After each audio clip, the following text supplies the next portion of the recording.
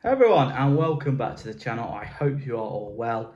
Who's ready for the new Premier League season? It all kicks off tonight as Man U host Fulham at Old Trafford, the first game of the 24-25 Premier League season. Of course, people have been making their predictions on who they think is going to win the league, who they think is going to go down. So, like we did this time last year, going to do our Premier League prediction based on how I think the table is going to finish from 20th to 1st. But without further ado, let's get into it. 20th, Southampton. Yeah, it's going to be a short and sweet stay for the Saints in the Premier League. Well, maybe not so sweet. I do think they're going to finish bottom and go back down to the Championship. Just don't think they've brought in enough players or high calibre of players. They brought the experience of Adam Lallana back to St Mary's. But that's it. Got Ben Brereton Diaz. His goals, if he can do what he did at Sheffield United, will be crucial. Not only that, they do need Adam Armstrong to start scoring as well. He's one of them players who can score in the Championship, but making the step up is just a bit too hard. Bit surprised as well they've not gone in for a goalkeeper. I still think Bazuni's out injured for a while, and there was question marks around Alex McCarthy at some points last season. So, yeah, do think Russell Martin might play his own brand of football as well, which sometimes can get burned for in the Premier League. And I do think Southampton, unfortunately, Saints fans are finishing at bottom. 19th, Ipswich. Yeah, it's good to see Ipswich back in the top flight after over 20 years. It is nice when a new team comes up, like we've seen with Luton last season. Teams that, of course, in our lifetime or as we were growing up, we've never seen in the Premier League before. And I do think there are parallels with Ipswich and Luton. I do think Ipswich have brought in players that will probably get that year's experience in the Premier League, but when they do, well, when I think they will get relegated, they're going to have such a strong squad to then compete again in the Championship, to then have a go another time round. Again, the signings really haven't been, Premier League quality, if you will, top-end Championship quality. Aaron Muir, as you could argue, of course, was Burnley's number one for the back end of last season. Ben Johnson as well was, performed for West Ham in and out. But, yeah, do think they'll struggle. I think people are going to fall in love with Ipswich like they did with Luton. They're going to want them to stay up. I do think the tractor boys are just going to fall short.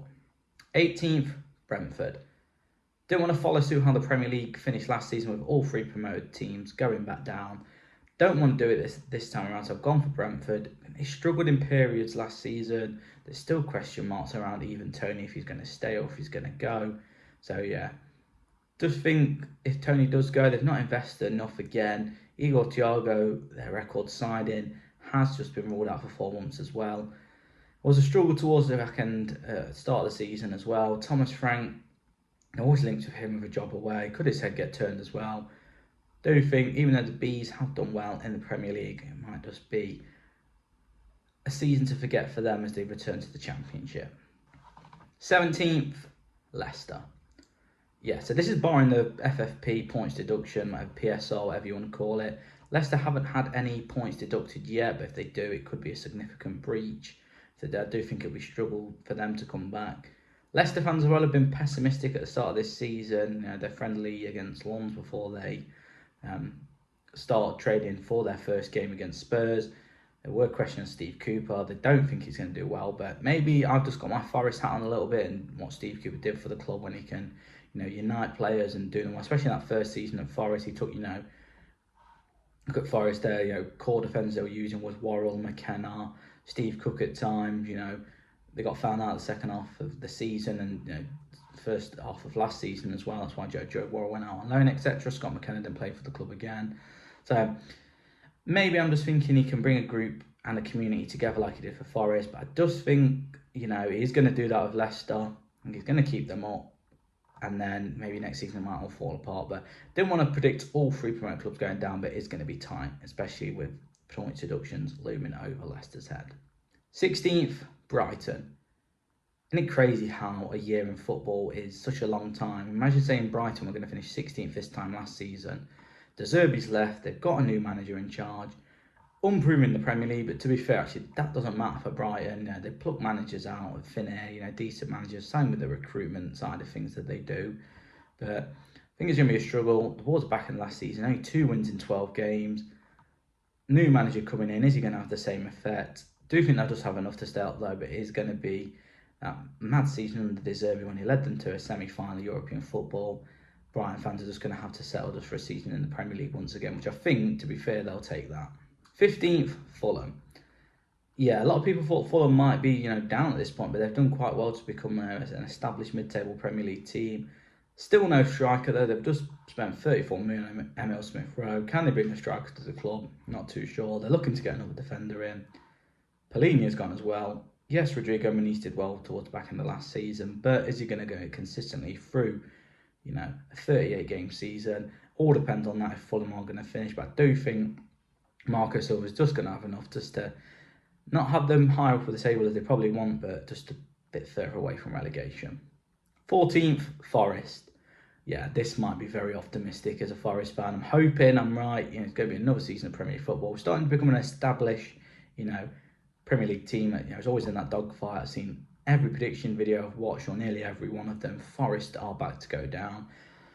But then lots of the factors. There's no PSR for Forest this season. They're not going to get points deducted. We've kept our key players, Murillo, Morgan, Gibbs, White. Our transfer strategy is less scattergun. We're not, buying big names. We're, focusing on youth and players, the likes of Elliot Anderson, Eric Moreira, keeping Murillo. Rumours, of a new left back, Bradley Loco is another one, an up and coming player. Aaron Ramsdale, yes, his stock's probably not as high as it used to be, but still would be an upgrade on the keepers we've got. And that's why Forest struggled at the start of last season. We had Turner, Vlachodimos. We went through 3 goalkeepers last season. I think only Sheffield United or Burnley, changed their keeper that many times off the top of my head. Or Sheffield United had Adam Davis, Fodringham, Gurich, Burnley had Trafford, Muric, etc. So now we've got a steady number 1 in Sells, or if we do bring in another keeper. Just think we're missing Awani and Chris Wood and another striker and potentially another winger, but we've kept the players. Nuno's got a full season to, implement what he wants to do. And I do think it's going to be a bit more comfortable for Forest this season in 14th, which, I will take mid-table mediocrity now. 13th, Bournemouth. Yeah, this hinges on Bournemouth replacing Dominic Solanke. They have to do it. 19 Premier League goals. We've seen it a few seasons with Brentford. Even Tony was their top goal scorer, I think around the same amount to Solanke actually with 19 or something like that. He's got a third of their goals. It's going to be a big chunk going. They've got 65 million in the pocket now that they can reinvest that, get a striker in for 20, 30 million. Might get charged over the odds though, but some great football towards the end of last season. They're back to Iriola. After that win against Burnley, there were rumours, if he'd have lost that, he might have lost his job. They've stuck with him, played some decent football, got themselves to a decent position. All depends at the moment if they replace Solanke, but I do think they will. Maybe, Bournemouth fans, will you let me know if Callum Wilson became available? Would you take him back at the club? I don't think it'd be the worst. 12th, Everton. Yeah, who's seen Everton finish this high? But I do think Everton, I just think they've thought, screw this, we're just going to chuck all our money at it, If we stay up, it's worth it. If we don't, the club's going to be in ruins. New stadium as well. I think Goodison's going to be a fortress, giving it their, send off it deserves. They brought in decent players. Things that they're not, done yet. Maybe, and Dye could be a great, bargain. O'Brien as well. They've kept Jared Brantwaite. Pickford had a great Euros. Is he going to continue that form on? They've lost Onana, so maybe just need to bring in another midfielder. But I do think, Everton. We seen last season when they got that points deduction, they went on a crazy run under Sean Dyche, and if they can do that, I don't think they're going to be near the bottom. Points deduction pending though. I think there's like with Leicester as well. Everton will be comfortable, but it all depends if another points deduction is avoided or not. 11th, Wolves. Yeah, another solid season for them under Gary O'Neill. Just going to keep them ticking by. Don't have to worry about FFP because they've sold Pedro Neto. They've brought in a striker on loan as well, potentially have to deal to make that permanent. So yeah, João Gomez as well was another breakthrough star. Are they going to replace Pedro Neto or not? It remains to be seen. But if not, I still think they'll be okay. Did it last season because he was injured quite a lot. So yeah, 11 for Wolves. 10th, Chelsea. Yeah, another transitional season for Chelsea. I don't know why I just didn't keep Poch. Towards the back in the last season, they really picked up and finished, 6th in the league, was it? And then Todd Bowley just, ripped the rug from underneath Pochettino. It's like, right, off you go. Silly decision. I don't know what it's expecting. He's replaced it with Maresca. I personally don't see Maresca lasting the full season. I do think he might be gone by Christmas. Chelsea have been dreadful in pre-season. I know pre-season results don't matter, but sometimes you've got to think, is it going to, carry on into this season? They've got a tricky fixture first at Man City. If they get hammered in that, it just sets the tone for the season. They've brought youngsters. They've not brought anyone of note. They've got big names on the books who aren't going to play, like Lukaku, Kepa. Look how they treated Conor Gallagher. Chelsea's a mess at the moment. Where they were from 10 years ago, it's a sorry state of affairs. You wouldn't have got this under Abramovich. If Maresca does stay there, I do think it's going to be another transitional season for Chelsea, getting to use the way he plays and what he does. There's going to be more signings through the door. Pedro Neto, another one. I mean, did Chelsea really need Pedro Neto? But I don't think they're going to do it of note, and I do think Maresca will be gone, and then someone will come and just take over the reins to salvage a 10th place finish, and then hit another restart button for another season for Chelsea. But Chelsea fans, let me know in the comments, what are you thinking for the season? Are you optimistic? Or are you just thinking, at the moment, I don't even recognise this club, which is crazy to think how Chelsea have become like this. 9th, Crystal Palace. Yeah, I think they'll kick on from last season like they did. They were looked very good under Oliver Glasner. Did well to, finish in the top half, and I think they will this time. I think they'll miss out on the European places. I think that might come with maybe a few 9th, Crystal Palace. Yeah, I think they'll kick on under Oliver Glasner. They did really well last season. Second half of the season they had. Mateta's played out his skin, had a great Olympics. If he's going to continue on that form. Eze's staying, it looks like, if they can keep hold of Gearhey as well, and Joachim Andersen, the spine of that team. And Crystal Palace will have a successful season, but just missing out on Europe. 8th, Newcastle. Yeah, talking out on missing out on Europe, Newcastle are going to miss out again. Okay, it was no fault of their own last season. They did miss in the European place until Man U won the FA Cup. But yeah, they bolstered the squad to cover the injuries. They're going like the likes of Lloyd Kelly, Vlachodimos, Sula from where Sheffield United, which I thought was a bit of a weird transfer as well, because didn't really do much for Sheffield United. Maybe he's up and coming, but back to the point at hand. Not bought anyone of note. Tonali is going to be like a new signing there, but I just think they need to keep everyone injury free. Last season that really killed them. Eddie Howe, could he be going to England as well? I think that's going to be a distraction for some of the Newcastle hierarchy and the players as well. So I think it's just going to be an 8th place finish for the Magpies. 7th, West Ham. Yeah, what a transfer window West Ham have had. They've brought a completely whole new team. Wan-Bissaka from Man U is going to be a great piece of business. I'm surprised Man U let him go. He's looked quite, assured when he played towards the end of last season. He could defend well. They've poached Todibo, who looked like he was going to, only wanted Juventus, and then they've managed to, pull him from Juventus to the Premier League, which is crazy. Somerville, Guido Rodriguez, who was linked with, Barcelona before he joined West Ham. Big question is for West Ham, though, is Fulkrug can score. We always talk about Chelsea striker curse. West Ham, I'd say, amount of strikers they've gone through in the probably last 10, 12 years off the top of my head is, they haven't found an out-and-out goal scorer, maybe Mikel Antonio, but no one who can consistently hit double figures. They need Fulkrug to do that. And if they do, West Ham are going to have a very successful season. 6th, Liverpool. Yeah, I think, and like Chelsea, but, Liverpool got better players. It's going to be a transitional season on the slot. We don't know what he's going to do. We don't know what he's going to be like in the Premier League. So, not really made any signings as well. It's an aging squad, Van Dijk and Salah getting on a little bit. So, I do think they'll get a few decent results here and there, but I don't think they're going to push top 4. I think that's going to come probably next season. They're going to have a really good, strong half of the second half of the season, push towards the European places before focusing on the top 4 and then a title race, next season or maybe the season after that. 5th, Aston Villa. Yeah, Aston Villa had an amazing season last season, but like I said this time last season with Newcastle, the Champions League is going to provide a distraction. At most, you want him to drop into the Europa League. They've lost Douglas Luiz, they've lost Moussa Diaby. They've brought in players, but none really to take them to that next level, unless they do get João Felix through the door.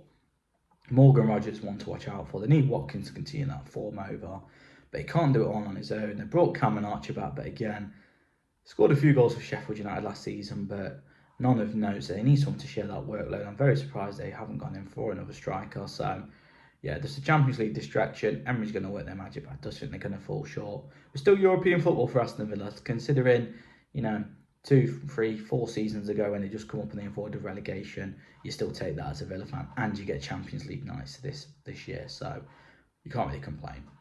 4th, Man U. Yeah, there's a few mitigating factors if Man U are going to finish 4th in this, but I do think they're short of that defence. De Ligt's coming in, who he's worked under Ten Hag before. Same with Mazraoui. Luke Shaw needs to stay fit as well, just to, and Alessandro Martinez. Looking like, prime Ajax in, is it 18-19 season? Man U are now. Got another striker through the door to support Højlund. Rashford needs to be back to his best as well if Man U are going to, get those top four, but I just think they will. The only thing that I do think needs to happen, Erik Ten Hag's future needs to stay out the limelight. Don't give him any distractions. If there is going to be questioning the manager, try and keep it in-house. I know it's so hot this day and age, but you've kept him on. Probably didn't win that FA Cup final, but you've backed him, you've kept him on. So just let him do a job, and hopefully he'll reap the rewards. Third, Spurs. I think Spurs would rather have a trophy and finish outside the top four. I mean, let me know, Spurs fans, in the comments. Would you rather break that trophy duck and finish 5th or 6th, or no trophy but finish in Champions League places?